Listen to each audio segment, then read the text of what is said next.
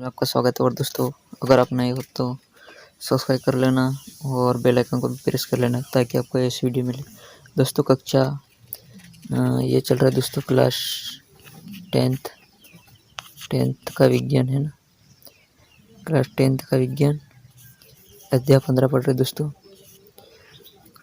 मतलब आधा पर्यावरण के बारे में कंप्लीट करना है। तो 11 तक हो गया था दोस्तों। 11 से डायरेक्ट 15 और 16 पढ़ेंगे। फिर उसके बाद 11 के 12, 13, 14 3 अध्याय और पढ़ेंगे। तो स्टार्ट करते हैं यहाँ पे अध्याय 15। अध्याय 15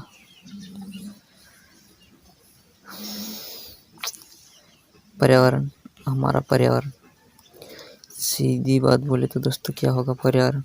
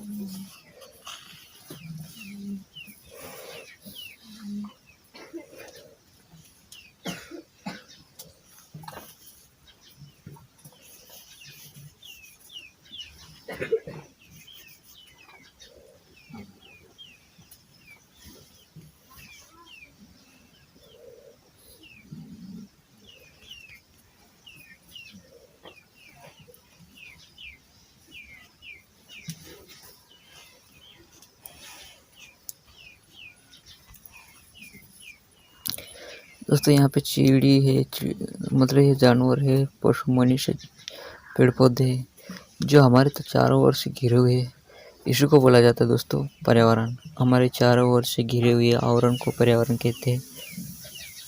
तो इसका मतलब परिभाषा ये होती है दोस्तों, पर्यावरण किसे कहते हैं। तो इसी को बोलते हैं हमारा पर्यावरण। हमारे चारों ओर से घिरे हुए आवरण मतलब पेड़ पौधे हो गए। मैं बीच में खड़ा हूँ, मेरे चारों ओर से जितने भी पेड़ पौधे होंगे, चिड़िया होगी, जानवर होंगे, मनुष्य होंगे, बादल होगा, सूर्य भी होगा, सब कुछ इनको मिला के एक आवरण बन गया। इसी को बोलते दोस्तों पर्यावरण।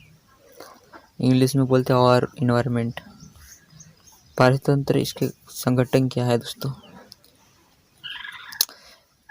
दोस्तों, सभी जीव जैसे कि पौधे, जंतु, सूक्ष्म जीव, मानव तथा भौतिक कारकों में परस्पर अन्योन्य क्रिया होती है तथा प्रकृति में संतुलन बनाए रखते हैं। किसी भी क्षेत्र में सभी जीव तथा वातावरण में अजैविक कारक संयुक्त रूप से पारितंत्र बनाते हैं।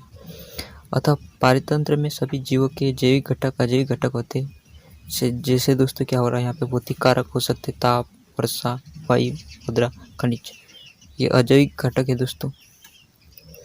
उदाहरण के लिए बगीचे में आप विभिन्न घास, गुलाब जैसे सूर्यमुखी फूल, खिलने वाले सजावटी मेढक, कीट, पक्षी आदि ये दिखाई देंगे। ये सभी सजीव है दोस्तों, जैविक घटक अन्योन्य क्रिया करते हैं। वर्दी, जनन, अन्य क्रियाकलाप पारितंत्र में अजैविक घटकों द्वारा प्रभावित होते दोस्तों। अजैविक घटक द्वारा प्रभावित होते दोस्तों। जैसे मनुष्य है, वो वायु शोषण करेगा दोस्तों। वायु एक अजैविक घटक है ऐसा। तो ये दोस्तों, ये पारितंत्र, जबकि बगीचा, खेत मानव निर्मित कृत्रिम पारितंत्र है। बगीचा और खेत ये कृत्रिम है, मनुष्य द्वारा बनाए जाते हैं। पिछले अध्याय में जीवन निर्वाह के आधार पर जीवों के उत्पादक उपभोक्ता घटक में देखा होगा। तो दोस्तों, हम आते हैं उत्पादक। प्रकाश संश्लेषण क्षमता इसी वर्ग में आते हैं, अतः उत्पादक कहलाते हैं। पौधा क्या करता है? प्रकाश संश्लेषण की क्रिया द्वारा क्लोरोफिल ग्रहण करता है दोस्तों, फिर वो भोजन प्राप्त करता है। इसको बोलते हैं उत्पादक।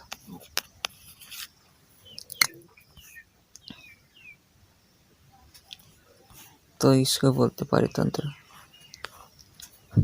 पारितंत्र एक जीव जंतु का समूह हो जाएगा, भौतिक एवं जैविक अजैविक घटकों का एक समूह होता है। इसको बोलते पारितंत्र, जहाँ पे परस्पर क्रिया करके भोजन प्राप्त करते, रहन सहन रहता उनका, अच्छा से स्वस्थ वातावरण में रहते, उनके आवश्यकतानुसार चीज़ें उपलब्ध हो जाती है। उसको बोलते पारिस्थितिकी इकोलॉजी, पारिस्थितिकी तंत्र, सिस्टम।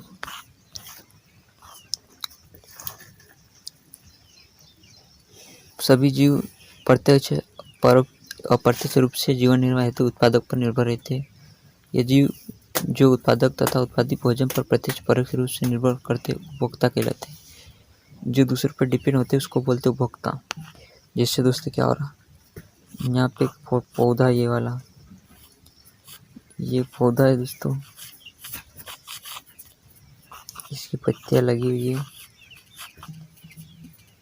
यहाँ पे दोस्तों एक बकरी है, मान लेते बकरी है दोस्तों। यहाँ पे यहाँ खरगोश मान लेते इसके ये मतलब ये पत्ते लगी हुई है या घास लगी हुई है, उसको खाएगा। तो खरगोश एक उपभोक्ता हुआ दोस्तों, खरगोश उपभोक्ता हुआ।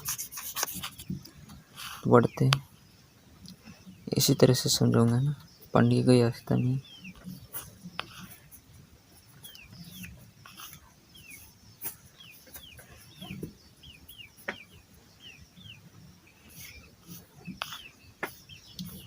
तो दोस्तों यहाँ पे एक आर श्रृंखला दिया हुआ है, पिरामिड श्रृंखला। चित्र में देखा होगा दोस्तों, ये पेड़ पौधे, इसको हिरण खाती है। पेड़ पौधे ना, इसको ये प्राथमिक उत्पादक हो गया दोस्तों, हिरण खाएगी। हिरण को शेर खा जाता दोस्तों। एक पिरामिड है दोस्तों, श्रृंखला, आहार की श्रृंखला। तो फिर यहाँ पे घास को कौन खाता है दोस्तों, आपने देखा होगा खेत में टिड्डी रहती है दोस्तों। टिड्डी को कौन खाता दोस्तों, मेढक खाता। मेढक कौन खाता दोस्तों, सांप खाता। सांप को बाज खा जाता है। इसी तरह से दोस्तों यहाँ पे एक और झाड़ है, उसको बिच्छू खाता। बिच्छू होता है दोस्तों, उसको मछली खा जाती है। मछली को एक बगुला खा जाता है। ये पारिस्थितिक तंत्र है दोस्तों, एक पारिस्थितिकी तंत्र है, आहार श्रृंखला का है ना दोस्तों। जाल बोल सकते हैं दोस्तों, एक जाल बना हुआ है इस तरह से, तो इसको बोलते हैं जाल। या आहार श्रृंखला का चित्र बने, वो कैसा होता है दोस्तों। ये आहार श्रृंखला प्रत्येक चरण में कड़ी एक पोषी स्तर बनाते हैं दोस्तों। स्वपोषी अथवा उत्पादक प्रथम पोषी स्तर है। सौर ऊर्जा का स्थिरीकरण के विषम उपभोक्ता के लिए उपलब्ध कराते हैं। शाकाहारी तथा प्राथमिक उपभोक्ता, द्वितीय पोषी तथा छोटे मांसाहारी द्वितीय उपभोक्ता, तीसरे पोषी स्तर, बड़े मांसाहारी तृतीय उपभोक्ता, चौथे स्तर पर निर्माण करते हैं। तो दोस्तों पहला होगा उत्पादकता। प्राथमिक बकरी हो सकती है दोस्तों। द्वितीय बकरी को खाने वाला कौन हो सकता है दोस्तों, शेर। तो यहाँ पे होगा दोस्तों, पेड़ पौधे होंगे, वहाँ से स्थान लेंगे। दूसरा यहाँ पे हिरन होगा, तीसरा यहाँ पे शेर होगा। यहाँ पे भी दोस्तों इस तरह से हो सकता है। तो दोस्तों क्या हो रहा है यहाँ पे, आखिरी में बैठा होगा वो तृतीय उपभोक्ता कहलाता है। द्वितीय में मेढक भी आ सकते दोस्तों, सांप, मेढक। और प्राथमिक में आ सकता है टिड्डी। तो दोस्तों ये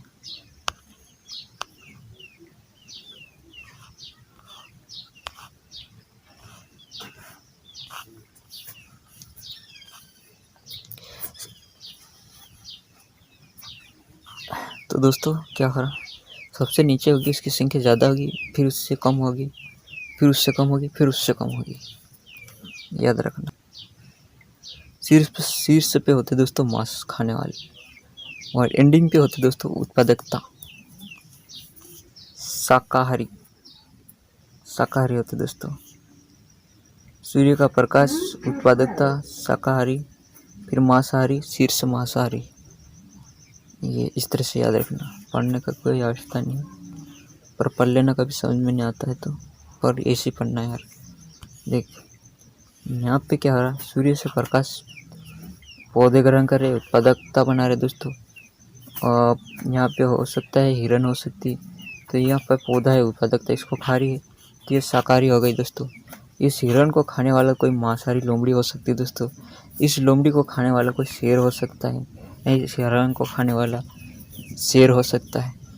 तो शीर्ष मांसाहारी में शेर आ सकता है, मांसाहारी में आ सकता है दोस्तों अपने मेढक, सांप हो गया, लोमड़ी हो गई, एक्स्ट्रा मनुष्य हो सकता है दोस्तों मांसाहारी में, भूल गया था।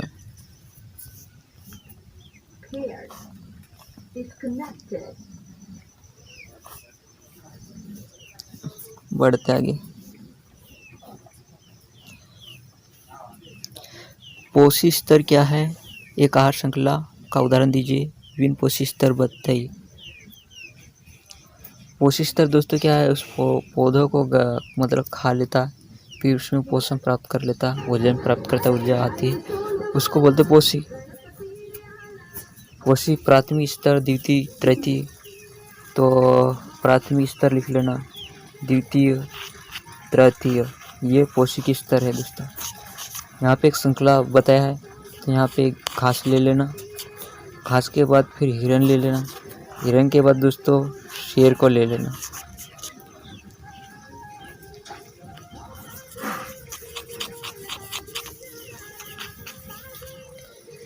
देख, पौधा, ये पौधा हो गया, हिरण, ये हिरण हो गया, ये शेर हो गया, शेर।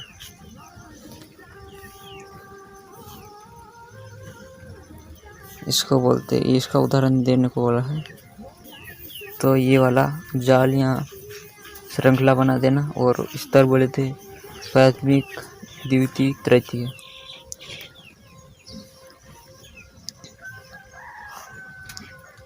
पारिस्थिति में अपमार्जकों की क्या भूमिका होती है दोस्तों? भोजन ग्रहण करने में एक संतुलन बनाने के लिए महत्वपूर्ण भूमिका होती है, ऐसे लिख देना। तो हमारे क्रियाकलाप पर्यावरण को कैसे प्रभावित करते हैं दोस्तों? कैसे प्रभावित करते हैं मालूम नहीं क्या? तो हम गति चारों ओर पर्यावरण से प्रभावित होते कक्षा में 9वीं में पढ़ चुके दोस्तों। तो हम ओजोन परत, उसकी अपक्षय, देख CO2 होता है, 3 अणु ऑक्सीजन परमाणु अणु से बनते हैं दोस्तों। तो दोस्तों क्या करते हैं? श्वसन क्रिया ऑक्सीजन प्रभावित करते दोस्तों वायु में। ऑक्सीजन वायु जीवों के लिए आवश्यक होता है दोस्तों। और ओजोन वायुमंडल में ऊपरी सतह में ओजोन आश्रित प्रकाश करते दोस्तों। परावैज्ञानिक क्रिया से सुरक्षा प्रदान करता है ओजोन। तो ये लिख लेना क्या होता है।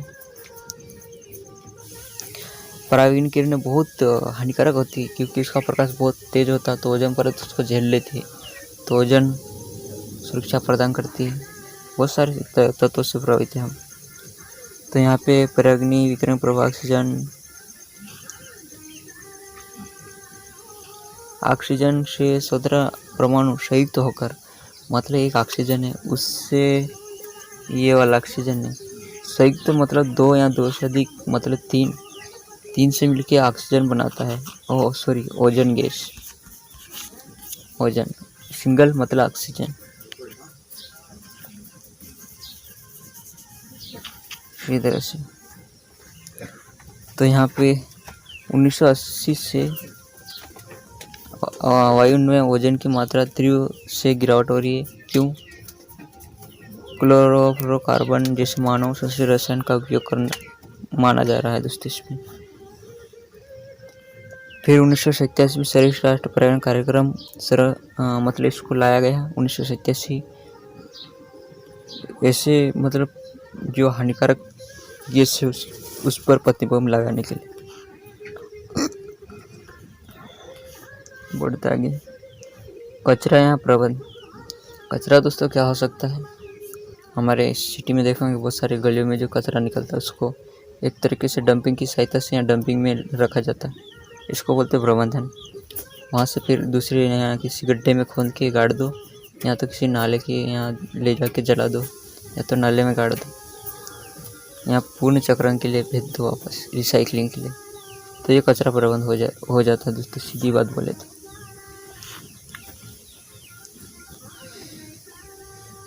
जो प्रक्रम वाले अध्ययन में देखा होगा दोस्तों, भोजन पाचन एंजाइम द्वारा होता है। फिर क्या सोचा होगा? ये पता है जो जैव प्रक्रम द्वारा अपघटित हो जाते हैं जैव निम्नीकरणीय कहलाते हैं दोस्तों। क्या होते हैं? जो कुकुर मुत्ता होता है दोस्तों, वो अंदर से सड़ के फिर वो बनता है दोस्तों, अपघटित होकर बनता है।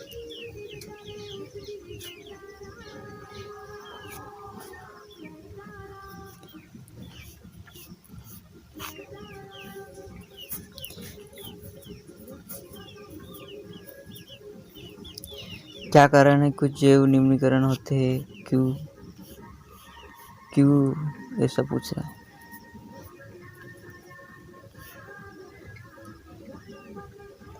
आपके द्वारा दबाए गए पदार्थ में कितने जैव निम्नीकरण हैं? क्या वे पदार्थ जो इस प्रक्रम में अपघटित नहीं होते अजैविक निम्नीकरण कहलाते, जो अपघटित नहीं होते दोस्तों, सड़ गल के मतलब दूसरा पौधा कुछ निर्माण नहीं करते, नया एक जीव, तो इसको बोलते अजैविक निम्नीकरण। अक्रिय लंबे समय तक पर्यावरण में बने रहते अथवा पर्यावरण में निम्न से इसका हानि पहुंचाते ऐसे।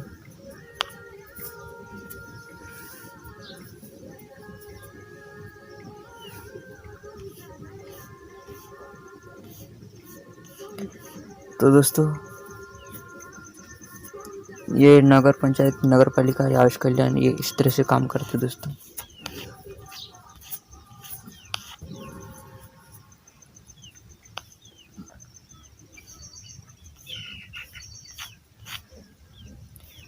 ओजोन, ओजोन क्या है दोस्तों?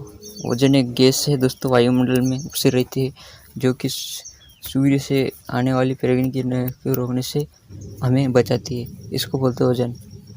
ओजोन परत या ओजोन बोलते हैं। और पारितंत्र में किस प्रकार पर सूर्य से आने वाली परागण किरणें हमारे पर तेजी से आती है, तो वायुमंडल में उपस्थित ओजोन परत उस किरणों को रोक लेती है, अवशोषित कर लेती है, जिससे जीव की सुरक्षा बनी रहती है। यही है इसका आंसर।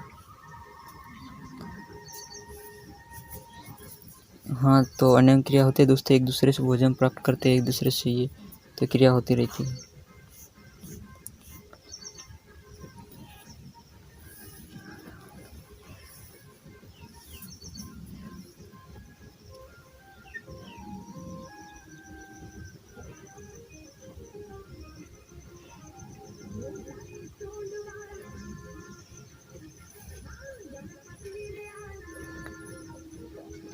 ये वाला सही लग रहा है दोस्तों, घास, बकरी, मानव।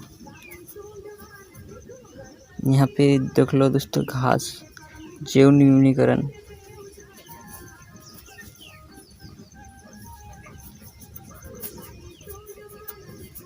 घास, पुष्प तथा चमड़ा, ये हो सकता है दोस्तों।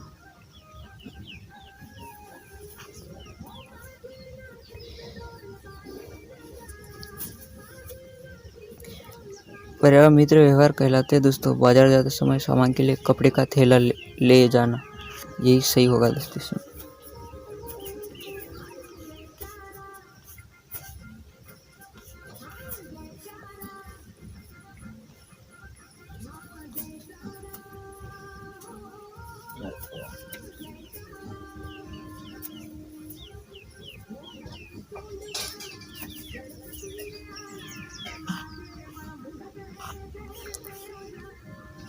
तो दोस्तों 18 मिनट में हमारा वीडियो ख़त्म होता है, ये वाला अध्याय 15 हमारा पर्यावरण।